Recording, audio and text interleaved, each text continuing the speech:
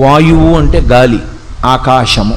ఇందులో ఈ శ్లోకంలో గీతాచార్యుడు ఆత్మ ఏ ఏ విషయముల చేత నశింపబడదు అన్న విషయాన్ని చెప్తూ ఆకాశమును విడిచిపెట్టి నాలుగింటిని చెప్పారు. నైనం చిందంతి శస్త్రాణి. శస్త్రము అంటే ఏదో ఒక కత్తి అనుకోండి, లేకపోతే ఒక శూలం అనుకోండి, ఒక గద అనుకోండి, ఇవన్నీ పృథివీ వికారములే, లోహముతో చేయబడతాయి. కాబట్టి పృథివీ చేత ఎప్పుడూ కూడా ఆత్మ నశింప చెయ్యబడదు. అలాగే అగ్ని చేత కాల్చబడదు, వాయువు చేత తొలగత్రోయబడదు, నీటి చేత తడపబడదు. ఇంకా వదిలిపెట్టింది పృథివీ ఆపస్తేజో వాయు ఆకాశములలో ఆకాశాన్ని వదిలేశారు. ఆకాశాన్ని ఎందుకు వదిలేశారంటే ఒక్కటే కారణం, పంచభూతాల్లో ఒక భూతము ఒక భూతాన్ని ఆక్రమిస్తుంది, ఒక భూతము ఒక భూతాన్ని పాడు చేస్తుంది. పృథివీ ఉందనుకోండి, భూమి మీదకి నీరు ప్రవాహంగా వస్తే సారవంతమైనటువంటి మట్టి కొట్టుకుపోతుంది, లేదా భూమి కనపడకుండా నీరు కప్పేస్తుంది. మహాప్రళయంలో ఇంకా భూమి ఉండదు, నీరు కప్పేస్తుంది. వాయువు ఉందనుకోండి, వాయువుని బ్రహ్మాండమైనటువంటి వర్షధారలు పడినప్పుడు ఇంకా గాలి విస్తృతంగా వీయకుండా కొంతవరకు నిర్బంధిస్తాయి. లేదా ఆకాశమునందు మీరు ఘటమునో దేన్నో సృష్టించారనుకోండి, అందులో గాలి అంతగా తిరిగే అవకాశం ఉండదు. కానీ అలాగే అగ్నిహోత్రం ఉందనుకోండి, దాని మీద నీళ్లు పోసారనుకోండి, అగ్నిహోత్రం ఆరిపోతుంది. నీరుందనుకోండి, నీటిలోకి తీసుకెళ్ళి మట్టి పోసారనుకోండి, నీరు ఇంకిపోతుంది. కాబట్టి ఒక భూతాన్ని ఒక భూతం పరిమితం చేసుకుంటుంది. 4 భూతములు కలిసి కూడా పరిమితం చేయలేనిది ఆకాశం ఒక్కటే. అసలు ఆకాశమునందు ఏ మార్పు ఉండదు. మబ్బు కమ్మింది అంటాం, మబ్బులు కమ్మేయేమో కానీ ఆకాశానికి ఏమవలేదు. ఆకాశాన్ని మీరు కత్తిపెట్టి నరకలేరు, ఆకాశాన్ని ముక్కలు చేయలేరు, ఆకాశాన్ని కాల్చలేరు, ఆకాశాన్ని తడపలేరు, ఆకాశాన్ని కొట్టివేయడం కుదరదు.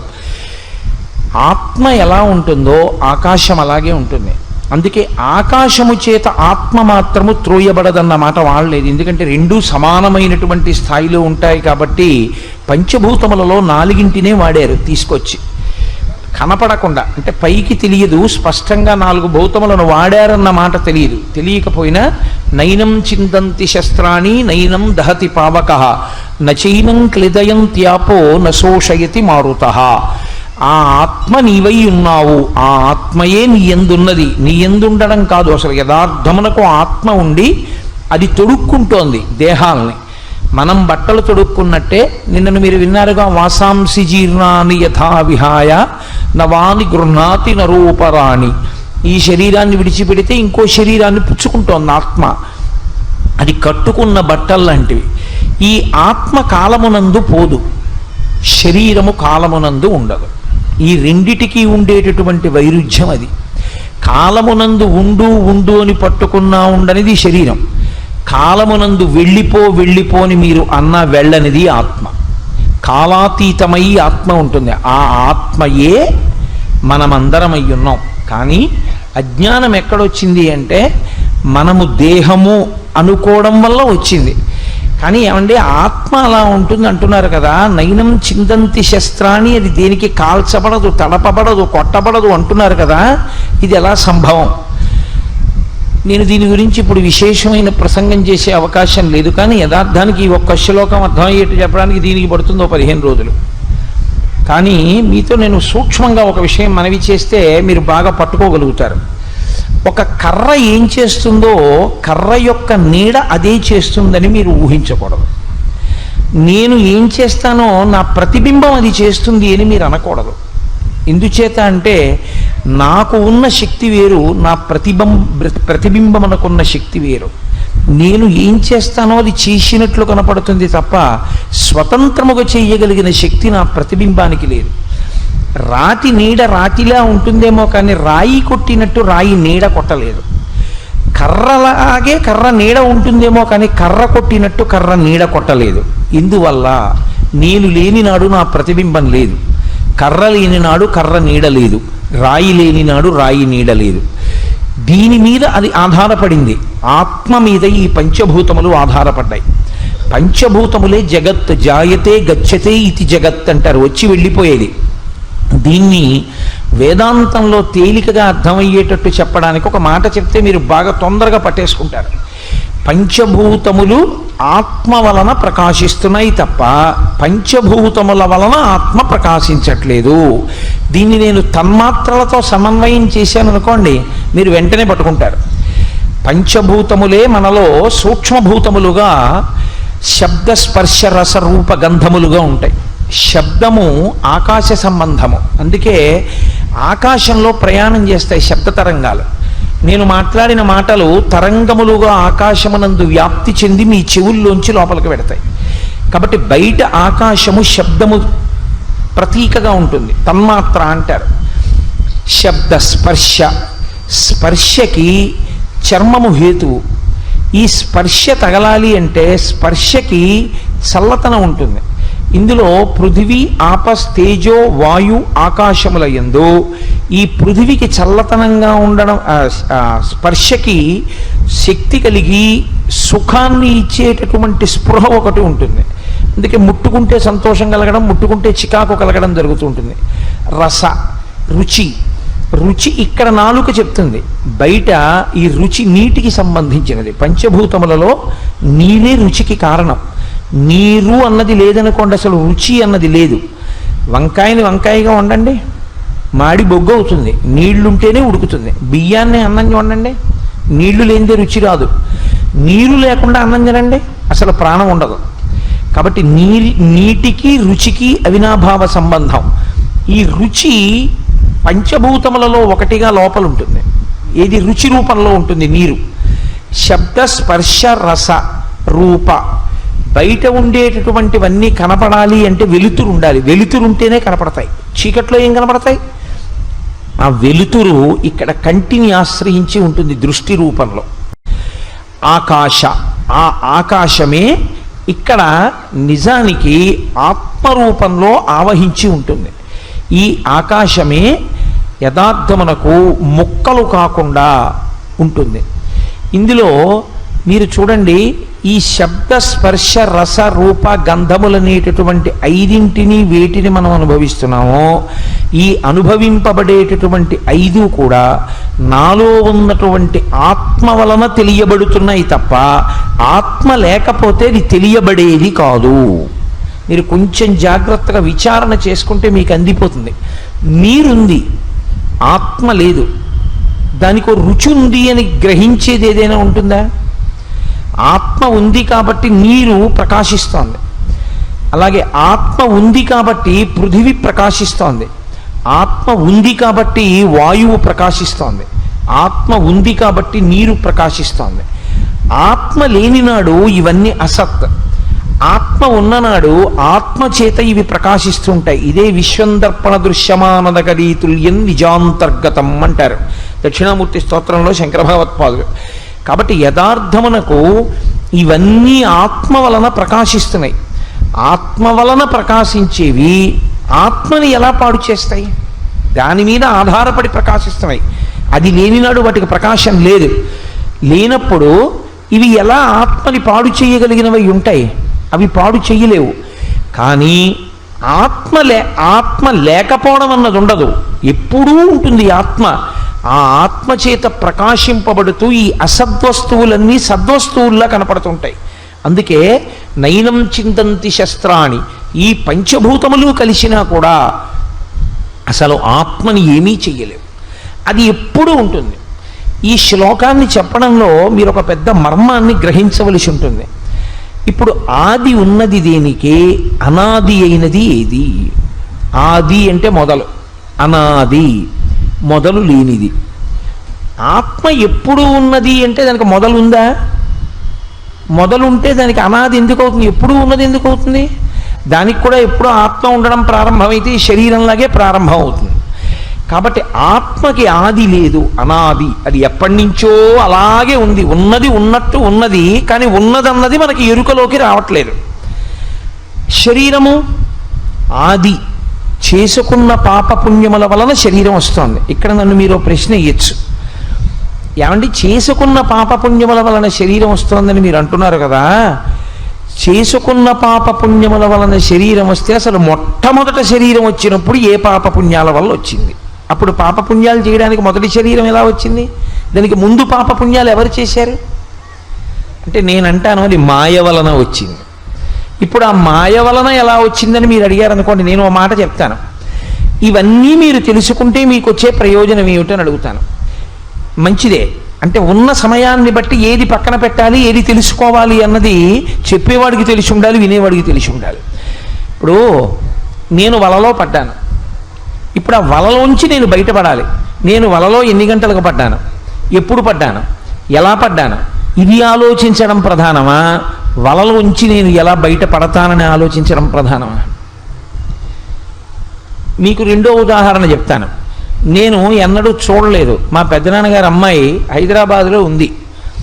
మా నాన్నగారు అన్నారు, రే పెద్దనాన్నగారు అమ్మాయి ఉంది, నువ్వు వెళుతున్నప్పుడు ఈ మామిడి పళ్ళు తీసుకెళ్ళి, ఈ తేనె పట్టుకెళ్ళి, మీ బావకో పంచ ఉత్తరీయం, మీ అక్కకో చీర జాకెట్టు బట్ట పసుపు కుంకాలు, ఈ సంచి పట్టుకెళ్ళి హైదరాబాద్ వెడుతున్నావుగా అక్కకి ఇచ్చేసేయి, ఫలానా చోట ఉంటుంది అక్క, ఆ వీధిలోకి వెళ్ళి అడుగు అన్నారు. నేనేం చేశానంటే ఆ వీధిలోకి వెళ్ళి వెతుక్కుంటుంటే ఒక ఇంట్లో వాళ్ళు బయటకు వచ్చి, చాగంటి కోటేశ్వరరావు మీరే కదండి, టీవీలో కనపడుతూ ఉంటారు కదా అన్నారు. అవును నేనేనమ్మా. ఏమిటి ఇలా తిరుగుతున్నారు అన్నారు. ఏం లేదమ్మా, ఇక్కడ సుందరి అన్న పేరుతో మా అక్క ఒక ఆవిడ ఉండాలి, మా నాన్నగారు ఆవిడికి అందజేయమన్నారమ్మా, అందుకని వచ్చాను, ఆవిడ ఎక్కడ ఉంటారో అని వెతుకుతున్నాను, ఈ సందులోనే ఎక్కడో ఉంటారన్నారు. అయ్యయ్యో సుందరి కోసం, ఒరే కోటి మర్చిపోయావా, నేనేం రా సుందరిని అంది ఆవిడ. అక్క నువ్వా అన్నాను. వాళ్ళ ఇంట్లోకి వెళ్ళాను, మా అక్కకి ఇవన్నీ ఇచ్చేసి నమస్కారం పెట్టాను. మా అక్క అంది, ఇన్నాళ్ళకి వచ్చావు, అసలు నీకు బుద్ధి వచ్చిన తర్వాత నువ్వు వచ్చింది లేదు మా ఇంటికి, 2 రోజులు ఉండండి. 2 రోజులు ఉన్నాను. 2 రోజులు ఉన్న తర్వాత రోజు మా అక్కకి రాత్రి కాళ్ళు పడుతున్నాను, చక్కగా మా అక్క దగ్గర కూర్చోబెట్టుకుంటోంది, కబుర్లు చెప్తోంది, వింటున్నాను, అన్నీ చేశాను, చక్కటి భోజనం పెడుతోంది, తింటున్నాను, అన్నీ అయిపోయింది, అక్క వెళ్ళిపోతానన్నాను. సరే ఇంకొక రోజు ఉండి పెడదువు కానీ విరా అంది. ఎందుకో మా అక్కతో కలిసి రైతు బజారుకి వెళ్ళాను. వెళితే ఆ రైతు బజార్లో ఒక ఆవిడ కనపడి, నీ పేరు కోటేశ్వరరావు కదురా అంది. ఇదేమిటి కోటేశ్వరరావు గారు కదా అంటారు కానీ కోటేశ్వరరావు కదురా అని ఎవరు అనరుగా. నేను కోటేశ్వరరావు కదురా, కోటేశ్వరరావు కదురా నీ పేరు అందేమిటని. అవునమ్మా మీరెవరన్నాను. ఊరిని అసాధ్యం, కూలిపోను, నన్నే గుర్తుపట్టలేదురా, నేను రా సుందరక్కని, నేనేరా మీ సుందరక్కని. నేను అంటే కోటిగాడు వస్తున్నాడు మీ నాన్న ఉత్తరం రాశాడు, ఇంకా రాలేదేమిటని చూస్తున్నాను, నువ్వా ఎప్పుడు వచ్చావురా, అసలు ఇంటికి రాకుండా ఎక్కడ తిరుగుతున్నావు ఇక్కడ అంది. నేను ఇలా తిరిగి, ఈవిడ కదా సుందరక్క అన్నాను. ఆవిడంది, నాకు ఎప్పటి నుంచో కోరిక కోటేశ్వరారు మీ ఉపన్యాసాలు విని 2 రోజులు మా ఇంట్లో అట్టే పెట్టుకుని భోజనం పెట్టాలని, అవకాశం దొరికింది కదా అని నేనే మీ సుందరక్కని అన్నాను. మీరు 2 రోజులు మా ఇంట్లో ఉన్నారు, మీరు చెప్పిన మాటకు పై మాట ఓడి చెప్పాను, కింద మాట ఓడి చెప్పాను, సంతోషంగా మీతో 2 రోజులు గడిపేశాను, నేను అక్కనే అనుకోండి అంది. ఇప్పుడు మీరు నాతో ఒకటి చెప్పండి, నేను మా అక్కే అనుకుని గడిపినటువంటి మధుర క్షణాలన్నీ నిజాలా అబద్ధాలా? అన్నీ అబద్ధాలే. మా అక్క అయితే కదా ఆవిడ అక్కలా అనిపించింది కానీ అక్క మాత్రం కాదు. అసలు అక్క తెలిసిన తర్వాత ఇవ్వడానికి చీరాలేదు, బావకి ఇవ్వడానికి పంచ ఉత్తరీయము లేవు, అయినా ఆవిడే అక్క కాదు. సుఖ దుఃఖాలన్నీ అనుభవిస్తున్నది మనసుతో కాబట్టి మనస్సే నిజమైంది అనుకోవడం ఎటువంటిదంటే, అసలు అక్క ఆత్మని విడిచిపెట్టి దొంగక్కని పట్టుకుని అక్కను కురి పెంచుకున్నటువంటి మధుర క్షణాలు లాంటివి. ఇందులోంచి బయటికి వచ్చి నిజమైన అక్క తెలిసిందని సంతోషపడాలి తప్ప ఆ అక్క వల్ల సుఖాలు పోయాయని బాధపడకూడదు. అందుకని వలలోంచి ఎంత తొందరగా పడి బయటపడదామని ఆలోచించేవాడిలా ఆత్మవస్తువు సత్యవస్తువు కాబట్టి దాన్ని ఎరుకలోకి ఎలా తెచ్చుకోవాలని మాత్రమే మనం ఆలోచించవలసి ఉంటుంది. అందుకే అది ఆది ఉన్నది, ఏది దేహం, ఆది ఉన్న దేహం ఎప్పుడు మొదలైంది అన్న దాని గురించి ఊరికే తలపగల కొట్టుకుని మొదటి జన్మ ఎప్పుడై ఉంటుందండి, ఎందుకై ఉంటుందండి, జీవుడు ఎందుకై ఉంటాడండి, అసలు ఈ చిత్తము బుద్ధి అహంకారము మనసు ఎప్పుడు ఏర్పడి ఉంటాయండి, మాయ ఎప్పుడు మొదలై ఉంటుందండి అని నువ్వు తెలుసుకునే ప్రయత్నం చేసే కన్నా ఆది ఉన్నది అంటే అంతమున్నది, అనాది అయినది అంటే అంతము లేనిది. అంతము లేనిది ఏదో అది నువ్వై ఉన్నప్పుడు నువ్వు తెలుసుకుంటే నువ్వు అంతము లేని వాడివై ఈశ్వరుడివై నిలబడిపోతావు. ఆది అయిన దాన్ని పట్టుకుని కూర్చుంటే అంతమున్నది కాబట్టి ఎప్పుడు పడుతుంటుంది వస్తుంటుంది, పడుతుంటూ వస్తుంటుంది, ఏమిటి ఉపయోగం దానివల్ల నీకు? వేదాంతమునందు సాధనకు అది మార్గం కాదు. వేదాంతమునందు సాధన అన్న మాటకు అర్థం ఏమిటంటే, ఎప్పుడు జ్ఞాపకం పెట్టుకోండి, ఇప్పుడే కాదు, వేదాంతమునందు పరీక్ష ఒక్కటే. ఏది ఆది, ఏది అనాది, ఈ రెండు మీరు ఎప్పుడూ ప్రశ్న వేస్తూ ఉండాలి. వేదాంతంలో ఏది అనాదియో అదొక్కటే మీరు బుద్ధి చేత తెలుసుకునే ప్రయత్నం చెయ్యాలి. మీరు సాధన దారి కొరకు చెయ్యాలి. ఏది నిరంతరము పడి వేస్తూ ఉంటుందో దాని గురించి మీరు ఎంతో నేర్చుకున్నారు, ఏమిటి ప్రయోజనం? ఇదిగో దొంగక్కతో గడిపినటువంటి క్షణాలు ఎలా ఉంటాయో, మళ్ళీ మారిపోయి మళ్ళీ పుట్టి మళ్ళీ చచ్చిపోయే దాని గురించి తెలుసుకునేటటువంటి ప్రయత్నం వల్ల వచ్చేటటువంటి ప్రయోజనం కూడా అక్కడికే పరిమితమైపోతుంది. కాబట్టి ఏది అనాదియో అది మాత్రమే తెలుసుకునే ప్రయత్నం చేస్తూ ఉండాలి. ఇప్పుడు ఉన్నది అక్కడే ఉన్నది, అనాదిని తెలుసుకోవడానికి ఏం లేదు, ఉన్నది అదే. అదే ఉన్నది అని తెలియబట్టం లేదు. వచ్చిన సమస్య అంతా అదే. మన ఇంట్లో ఉన్నటువంటి గొప్ప బంగారు పాత్ర, కానీ వచ్చిన సమస్య అంతా ఏమిటంటే అది మట్టిలో పడిపోయి ఉండిపోయింది. మట్టిలో పడిపోయి ఉండిపోయిన కారణం చేత ఇదే బంగారు పాత్ర అని గుర్తించడానికి వీలు లేని స్థితి ఏర్పడిపోయింది. ఇప్పుడు ఇది బంగారు పాత్ర అని మీకే నమ్మకం కలగాలి. ఎలా? ఏం చేస్తారు? ఆ బంగారు పాత్రని పట్టుకొచ్చి ఓ దగ్గర కూర్చుని కాస్త చింతపండు, కాస్త కొబ్బరి పీచు, కొద్దిగా మెత్తటి ఇసుక పట్టుకొచ్చి, ఇప్పుడు కొద్దిగా ఇసుక చల్లి, కాసి నీళ్లు చల్లి, తడి మీద ఇసుక అంటుకున్నాక కొబ్బరి పీచుతో రుద్ది, మళ్ళీ గరుకు ఇసుక అయితే బంగారం తినేస్తుంది కాబట్టి మెత్తటి ఇసుకతో తోమి కాస్త చింతపండు పెట్టి తోముతారు. ఇప్పుడు మీరు వాడిన ఇసుక, మీరు వాడినటువంటి కొబ్బరి పీచు, మీరు వాడినటువంటి కొత్త చింతపండు మళ్ళీ మీరు వాడుకోవడానికి పనికొస్తాయా? పనికిరావు. మీరు బాగా పట్టుకోవాలి నేను చెప్పే మాట. తేలికగా అర్థం అవడానికి, నా ప్రసంగాన్ని సంక్షిప్తం చేయడానికి నేను ఉపమానాన్ని తీసుకుంటున్నాను. ఇప్పుడు నేను తోమినటువంటి చింతపండు యొక్క ఆ రసం చేత ధగధగాయమానంగా మెరుస్తున్నటువంటి బంగారు గిన్నె యొక్క ప్రకాశము మళ్ళీ కప్పబడింది, మురికిపోయింది. కానీ మీరు ఏ మురికి పోగొట్టడానికి చింతపండు వాడారో అది మళ్ళీ అంటుకుంది. మీరు ఏ ఇసుక వాడారో అది అంటుకుంది. మీరు ఏ కొబ్బరి పీచు వాడారో దానిలో ఉన్నటువంటి మాలిన్యం అంటుకుంది. ఇప్పుడు బంగారు పాత్ర కనపడుతోందా? కనపడటం లేదు. ఇప్పుడు ఇవి పోవాలి, ఇవి ఉండడానికి వీల్లేదు. ఇవి బంగారు పాత్ర ప్రకాశించడానికి వాడడం మొదలుపెట్టారు, కానీ ఇప్పుడు ఇవి ఉండడానికి వీల్లేదు. కాబట్టి ఇప్పుడు శుద్ధ జలాన్ని తీసుకుని పోసేశారు దాని మీద. మీరు వాడిన చింతపండు పిప్పి, మీరు వాడిన కొబ్బరి పీచులో ఉన్నటువంటి తీగలు, మీరు వాడిన ఇసుక అన్నీ పోయాయి. శుద్ధమైన జలం పోసేస్తే ధగ ధగ ధగ ధగ మెరుస్తూ కనపడింది బంగారు గిన్నె. ఇప్పుడు మీరు పోసిన నీటిని అలాగే ఉంచేశారనుకోండి తడి, మళ్ళీ కాసేపటికి గాలిలో ఉన్న మట్టిని అంతటిని అట్ల కింద కట్టించేస్తుంది ఆ నీరు. కాబట్టి ఆ నీరు ఉండొచ్చా? తడి కూడా ఉండకూడదు. ఇప్పుడు పొడి బట్ట పట్టుకొచ్చి ఆ తడి కూడా తుడిచేయాలి. తుడిచేసి అక్కడ పెట్టేశారు. ఇప్పుడు ఏమొచ్చింది? ఏమీ రాలేదు. ఉన్న గిన్నె ఉన్నట్లు తెలిసింది.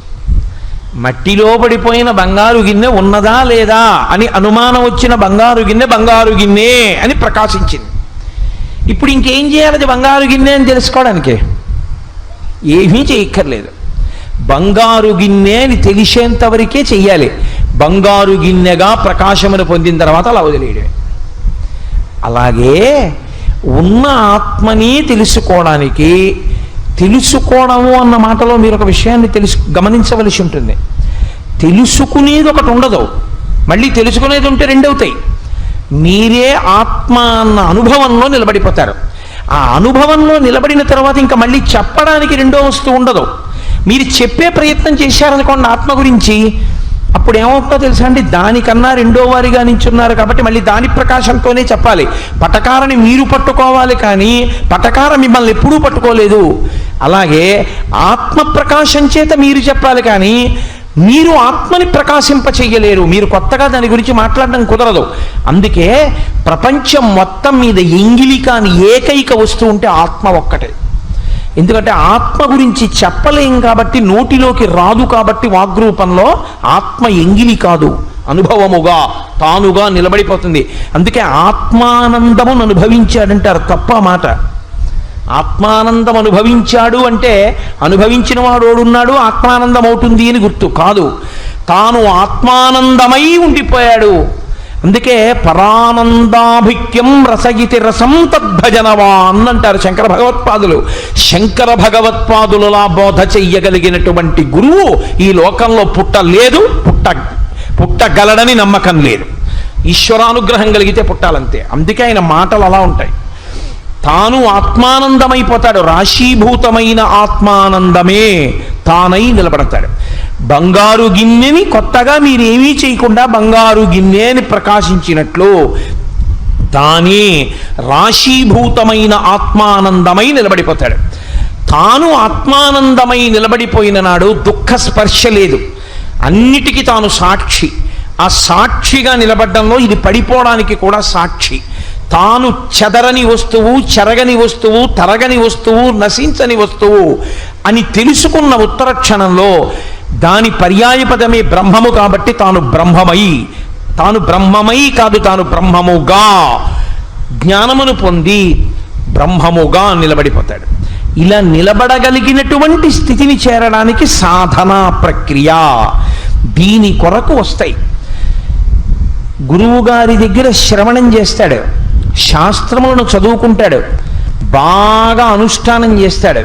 ఈ అనుష్ఠాన ప్రక్రియ అంతా ఎటువంటిదంటే చింతపండుతోటి పీచుతోటి బంగారు గిన్నెతి తోమడం లాంటిది. ఇది చేసి చేసి చేసి చేసి ఏం చేస్తాడు? ఇది చేసుకోవడం ప్రయోజనం కాదు, బంగారు గిన్నె కనపడడం, పూర్తిగా మెరవడం ప్రయోజనం. తాను బంగారు గిన్నెగా తెలియబడ్డాం. కొంతకాలం అయిపోయిన తర్వాత ఇంకా ఇవి కూడా పనికిరావు. జ్ఞానము పడాలి దాని మీద. భక్తితో చేసినటువంటి కర్మాచరణం అంతా కలిసి జ్ఞానావిర్భావమునకు హేతువు కావాలి. మీరు కొంచెం జాగ్రత్తగా గుర్తుపెట్టుకోండి.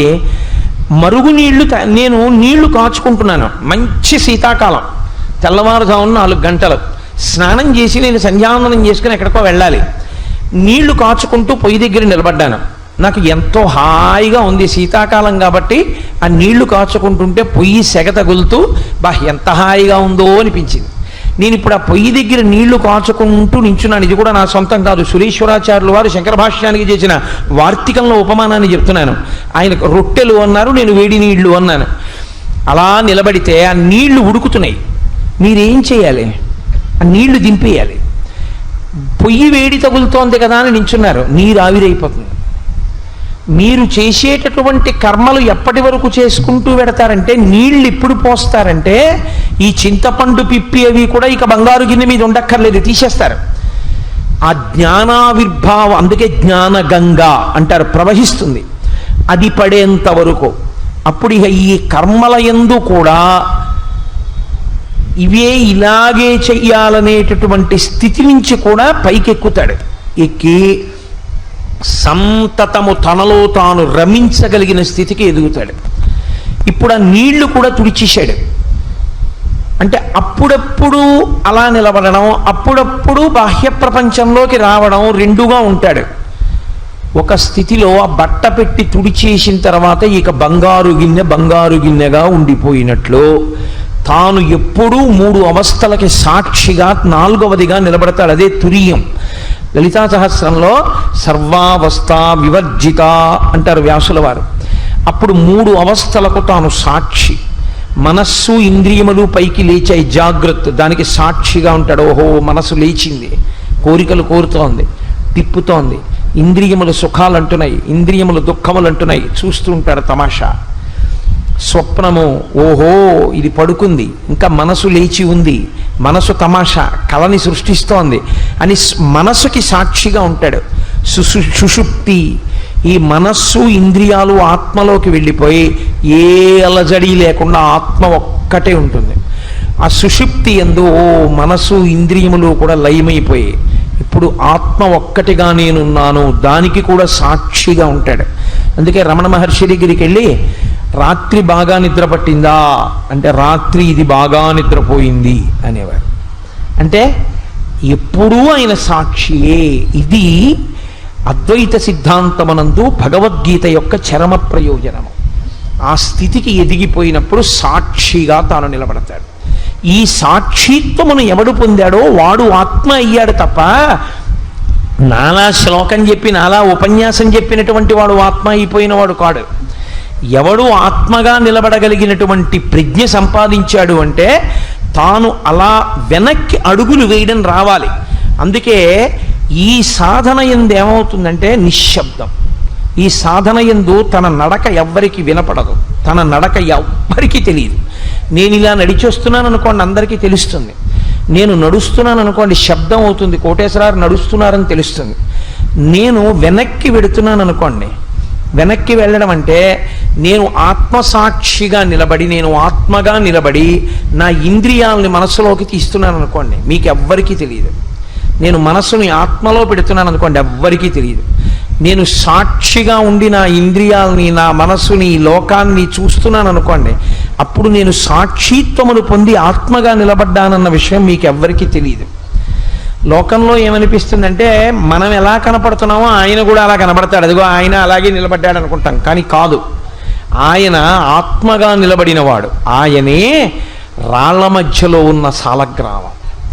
అది ఆ స్థాయిని ఎవడు పొందాడో వాడు కొన్ని కోట్ల కోట్ల కోట్ల మందిలో ఏ ఒక్కడో పొందుతాడు. అసలు ఇలాంటిదొకటి ఉంది అని తెలుసుకోవడానికి పూర్తిగా మనసు దాంట్లో అయోమయం పొందకుండా కుదురుకుని నిలబడడానికి కొన్ని కోట్ల జన్మల సాధన చేసి పరమేశ్వరుని యొక్క అనుగ్రహం ఎవరి మీద ప్రసరిస్తుందో అటువంటి వారికి మాత్రమే తత్సంబంధమైనటువంటి అంతర్ముఖత్వము అలవాటు పడుతుంది, ఆ పరిశీలనము అలవాటు అవుతుంది. ఆత్మవస్తువు ఒకటి ఉంది, అది తెలుసుకుంటోంది అని చూడగలిగినటువంటి ప్రజ్ఞ ఏర్పడుతుంది. నిజానికి ఈ శ్లోకాన్ని శంకర భగవత్పాదులు విశ్వం దర్పణ దృశ్యమాన నగరీ తుల్యం నిజాంతర్గతం, ఇది పరమ సాహసం. అసలు ఈ మాట అనడానికి ఎవడు సాహసించడు, ధైర్యం సరిపోదు. ఒక్క శంకరాచార్యులు వారు కాబట్టి అన్నారు. ఆయన అన్నారు, చీ అవతల బో, ప్రపంచం బయట ఎక్కడుంది, నీలో ఉంది, బయట లేదు ప్రపంచం. అసలు ఈ మాట చెప్పగానే ఎవడైనా ఏమైనా అంటాడంటే ఏమీ అర్థం కాలేదండి మాకు. బయట లేకపోవడం ఏంటండి, సీసా బయట లేదు, ఈ మీజా బయట లేదు, మీ అందరు లేరు, మీ అందరూ నాలో ఉండడం ఏంటి, బయట ఉండకపోవడం ఏంటంటారు. ఆత్మయందివన్నీ ఉన్నాయి. నేను ఒక్క ఉదాహరణ చెప్పి నేను పూర్తి చేసేస్తాను.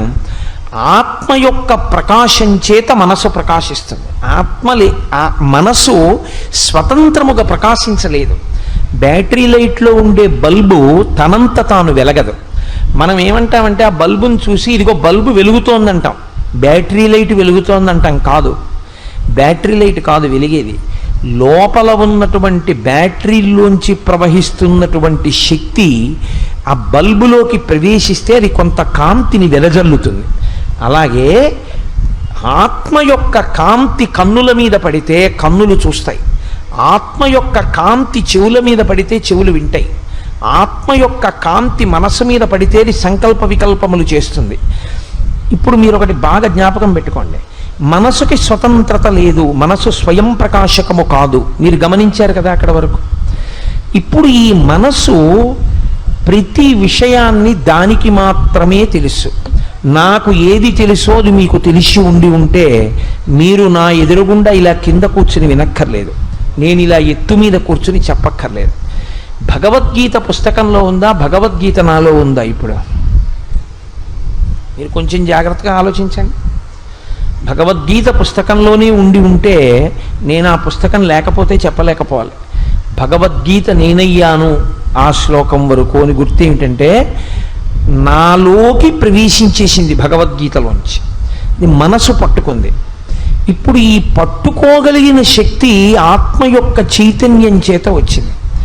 ప్రపంచము మనలో ఉన్నది. నేను మీకు ఒక ఉదాహరణ చెప్తాను. కోటేశ్వరరావు గారు, మీరు దీపం పెట్టేటప్పుడు ఎలా పెడతారు అని మీరు నన్ను అడిగారు అనుకోండి, నేను చిన్న చిన్న అగ్గిపుల్లలు వాడనండి. ఎందుకంటే అగ్గిపుల్ల వెలిగించి అగరవత్తు వెలిగించి అగరవత్తుతో దీపం వెలిగించే లోపల ఈ చిన్న అగ్గిపుల్ల గభాలను వెలగడంలో చేతి మీదకి వస్తుందేమో అని ఎప్పుడూ పొడుగు అగ్గిపుల్లలే వాడతాను. ఈ పొడుగు అగ్గిపుల్లలో ఉన్నటువంటి అగ్గిపెట్లు ఉన్నాయా అంటే లేవు అనకుండా ఎప్పుడూ దొరికే కొట్టు, అదిగో భానుగుడి జంక్షన్లో ఫలానా చోట ఉంది, వాడిని అడగగానే ఇస్తాడు. ఆ అగ్గిపెట్టెలో మళ్ళీ 2 భాగాలు ఉంటాయి. ఇటువైపు అయిపోయాయని ఇటువైపు ఉన్నాయని నేను ఎలా గుర్తుపెట్టుకుంటానంటే లైట్స్ అన్న వైపు కొన్నాళ్ళు వాడతానట, అయిపోయాక హోమ్స్ అన్న వైపు ఉంటాయి అని అటువైపుకి పెట్టె తోసి అటు నుంచి పుల్ల తీస్తాను. ఆ అగ్గిపెట్టి నా కుడి చేతి వైపు ఉన్న కప్బోర్డ్లో గంధపు సాన పక్కన ఉంటుంది. ఇప్పుడు నాకు ఒకటి చెప్పండి, అగ్గిపెట్టి మా ఇంట్లో ఉందా?